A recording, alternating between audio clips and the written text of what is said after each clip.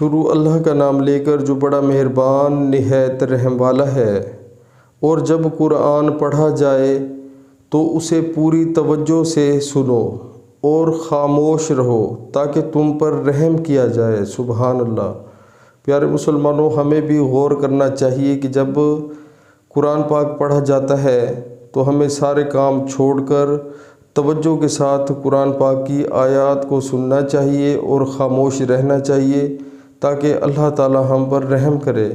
لیکن افسوس سے کہنا پڑتا ہے جو آج کل کے ہمارے حالات ہیں، لوگ جو ہے وہ سی ڈی پلیئر میں یا موبائل میں یا جو ریکارڈنگ والی چیزیں ہوتی ہیں ان میں جو ہے قرآن پاک کی تلاوت کو چلا دیتے ہیں اور پھر کام کرنے میں مصروف ہو جاتے ہیں۔ کوئی لوگ لیٹ جاتے ہیں، کوئی کیا کرتا ہے، یعنی کہ صحیح طریقے سے قرآن پاک کو توجہ سے آیات کو نہیں سنتے، اور جو ہے وہ قرآن پاک کی آیات چل رہی ہوتی ہیں اور جو ہے وہ ہم جو ہے دنیاوی کاموں میں مصروف ہو جاتے ہیں۔ ہم سمجھتے ہیں کہ یہ جو ہے ہمیں ثواب مل رہا ہے، لیکن یعنی کہ یہ ہم بے حرمتی کرتے ہیں۔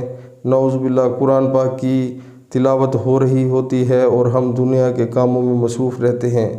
تو خدا را اس چیز کا خیال کریں۔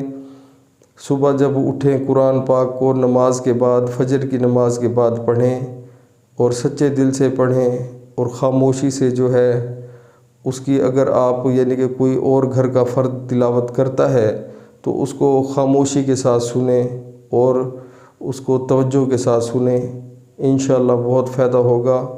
عمل کریں۔ السلام علیکم۔